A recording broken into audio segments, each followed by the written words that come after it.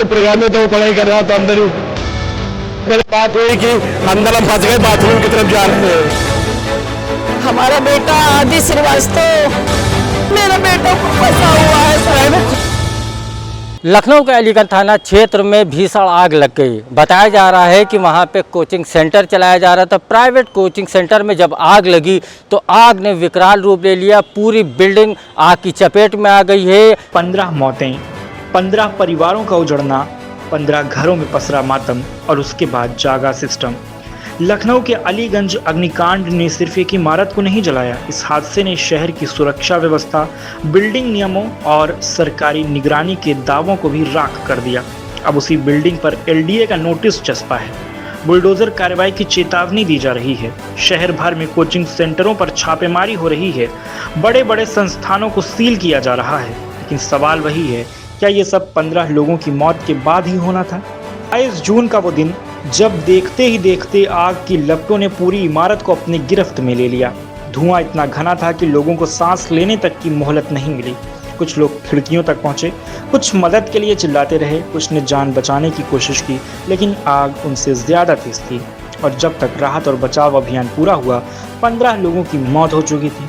15 जिंदगियां जो कुछ घंटों पहले तक अपने परिवारों के साथ थीं, अब सिर्फ यादें बन चुकी हैं। हादसे के बाद पूरा शहर स्तब्ध था। लोगों के मन में गुस्सा था, दर्द था और सबसे ज़्यादा सवाल थे। क्या बिल्डिंग सुरक्षित थी? क्या फायर सेफ्टी के इंतज़ाम मौजूद थे? क्या संबंधित विभागों को इसकी जानकारी नहीं थी? क्या किसी ने पहले शिकायत नहीं की थी?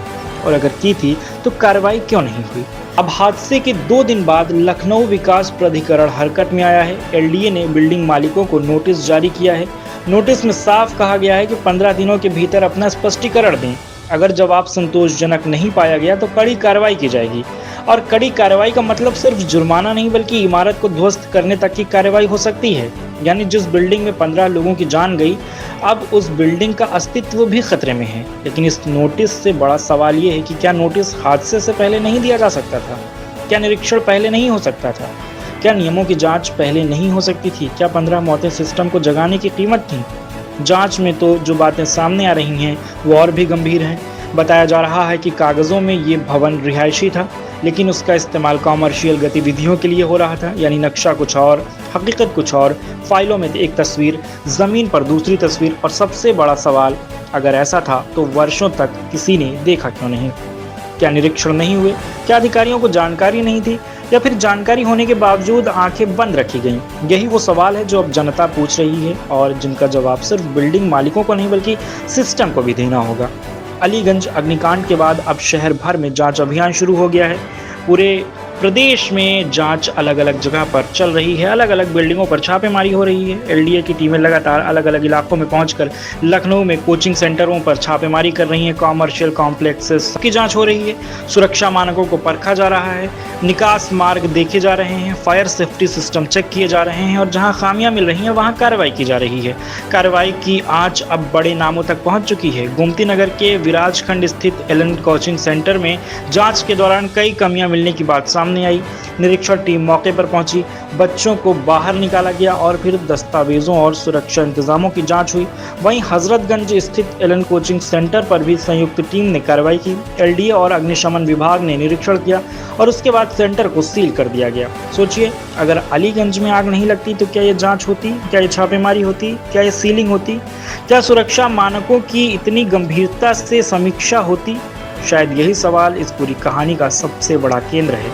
आज लखनऊ में हजारों छात्र कोचिंग संस्थानों में पढ़ते हैं। सैकड़ों इमारतों में रोज हजारों लोग आते जाते हैं। लेकिन कितनी इमारतों में फायर सेफ्टी सिस्टम सही है? कितनी इमारतों में इमरजेंसी एग्जिट काम कर रहे हैं? कितनी जगहों पर फायर ड्रिल होती है और कितनी इमारतें सिर्फ कागज पर सुरक्षित हैं? ये वो सवाल हैं जिनका जवाब अब तलाशा जा रहा है। हर बड़े हादसे के बाद एक जैसा दृश्य दिखाई देता है। पहले हादसा, फिर जांच, फिर नोटिस, फिर समितियां, फिर कार्रवाई और कुछ महीने बाद सब कुछ सामान्य। लेकिन जिन परिवारों ने अपनों को खो दिया है, जिन परिवारों ने अपने लोग खोए हैं, उनके लिए कुछ भी सामान्य नहीं होता। अलीगंज अग्निकांड में जिन लोगों की जान गई, उनके परिवारों की दुनिया बदल चुकी है। किसी के घर का बेटा नहीं रहा, किसी के घर का पिता नहीं रहा, किसी के घर का सहारा चला गया, किसी माँ की आंखों का तारा बुझ गया। उसके लिए नोटिस, सीलिंग और बुलडोजर सिर्फ प्रशासनिक शब्द हैं। उनके लिए सबसे बड़ा सवाल है, जो चला गया उसे वापस कौन लाएगा। यही वजह है कि अब लोग सिर्फ कार्रवाई नहीं, जवाबदेही मांग रहे हैं। लोग जानना चाहते हैं कि अगर नियम टूटे थे तो इतने साल तक क्यों टूटते रहे, अगर कमियां थीं तो उन्हें दूर क्यों नहीं कराया गया, अगर निगरानी थी तो लापरवाही कैसे हुई, और अगर निगरानी नहीं थी तो जिम्मेदार कौन है। अब एलडीए की कार्रवाई जारी है, फायर विभाग भी सक्रिय है, जांच एजेंसियां भी काम कर रही हैं और पूरे शहर में सुरक्षा मानकों की समीक्षा की जा रही है। लेकिन इस पूरे कवायद के बीच एक तस्वीर बार बार सामने आ रही है, अलीगंज की वही जली हुई इमारत जो हर गुजरने वाले से एक सवाल पूछती है, क्या मुझे हादसे से पहले नहीं देखा जा सकता था, क्या मेरी कमियां पहले नहीं पकड़ी जा सकती थी, क्या मेरी वजह से 15 लोगों की जान जाने से पहले कोई जाग नहीं सकता था। और शायद इसी सवाल में भविष्य की चेतावनी है, क्योंकि अगर हादसों से सबक नहीं लिया गया, अगर नियम सिर्फ फाइलों तक सीमित रहे, अगर जांच सिर्फ हादसों के बाद होती रही, तो अगला हादसा कहां होगा, कब होगा और कितनी जिंदगियां ले जाएगा, कोई नहीं कह सकता। लखनऊ के अलीगंज में अग्निकांड में 15 बच्चों की मौत हो गई। उसके बाद में एलडीए ने अपनी कार्रवाई तेज कर दी है। देखिए कार्रवाई है या थानापूर्ति है। लखनऊ का हलवासिया मार्केट में हम खड़े हैं, ये तस्वीर आप देखिए मोशन की ये बिल्डिंग है और नीट जय जो है इसमें बच्चों को पढ़ाया जाता है। लेकिन अगर बात की जाए तो सीलिंग की कार्रवाई इस तरह से की गई है कि हम आपको तस्वीर के साथ साथ वहाँ पे दिखाएंगे कि सीलिंग जो की गई है तो एक एलडीए की तरफ से एक पट्टी लगा दी गई है। पट्टी लगाने के बाद में वहाँ पे ताला तक नहीं लगाया गया है। बिल्डिंग के ऊपर देखिए ये हिस्सा है, हालांकि ऑफिस जो है वो पूरा खुला हुआ है। और देखिए हम वहीं जा रहे हैं जहाँ पे कोचिंग सेंटर बनाया गया है।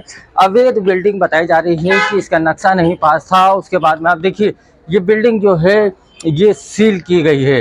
देखिए अवैध निर्माण को लेके एलडीए ने ये बिल्डिंग सील की है। सबसे बड़ी बात यह है कि सीलिंग की कार्रवाई कैसे हुई है, ताले नहीं लगे हुए हैं, चैनल गेट खुला हुआ है। एलडीए ने कार्रवाई की है, 2 बिल्डिंगों को सील किया है। सीलिंग की कार्रवाई सिर्फ जो है एक लाल कलर से लिख दिया गया है, उसके बाद में एक में यहाँ पे पट्टा लगा दिया गया है कि यह निर्माण अवैध है। लेकिन अगर बात की जाए तो गेट पे ताला लगा होना चाहिए था, गेट पे ताला नहीं लगाया गया। कोई भी आदमी आके इस पट्टी को हटा के चैनल खोल के अंदर जा सकता है। लगातार जिस तरह की एलडीए की कार्रवाई जो की जा रही है वो लग रहा है कि खानापूर्ति की गई है। हलवासिया मार्केट में एलन जो कोचिंग सेंटर है उसको जो है वहाँ भी सीलिंग की गई है। लेकिन ऑफिस जो है दोनों के ही खुले हैं। और सीलिंग की कार्रवाई तो आप देख ही रहे हैं किस तरह से ये कार्रवाई की गई है। ताला खुला हुआ है, कोई भी आ जा सकता है। देखिए लखनऊ विकास प्राधिकरण लगातार सवालों के घेरे में रहता है। अक्सर लखनऊ विकास प्राधिकरण जो अपनी कार्रवाई करता है तो कहीं ना कहीं सवालों के घेरे में रहता है। लखनऊ के अंदर तमाम अवैध इमारत बन रही हैं, अभी भी लगातार निर्माणाधीन है, काम चल रहा है, उस पर कार्रवाई नहीं होती है। जब कोई घटना बड़ी घट जाती है तो उसके बाद में लखनऊ विकास प्राधिकरण नींद से जागता है। तमाम ऐसी बिल्डिंग की अगर बात की जाए, जोन 1 जोन 2 तमाम ऐसे जोन हैं जहां पे अभी भी अवैध निर्माण है। लेकिन अवैध निर्माण को गिराने के नोटिस भी दिए जाते हैं, इस तरह की सीलिंग भी होती है। लेकिन कुछ ही दिनों के बाद में सीलिंग की कार्रवाई ख़त्म हो जाती है, फिर निर्माण जो अधूरे होते हैं वो पूरे हो जाते हैं। सबसे बड़ी बात यह है कि यहाँ जो सीलिंग की गई है, क्या यह खानापूर्ति की गई है? क्योंकि सीलिंग जिस तरह से करना चाहिए, ताले लगाना चाहिए, वो कोई भी तरह की ना सीलिंग की गई है उस तरह की, बस सिर्फ फॉर्मेलिटी अदा की गई है। अब देखने वाली बात ये होगी क्या लखनऊ विकास प्राधिकरण इसी तरह की कार्रवाई पूरे लखनऊ में करता है। कैमरामैन आबिद के साथ मैं राशिद आरिफ, टीवी लखनऊ।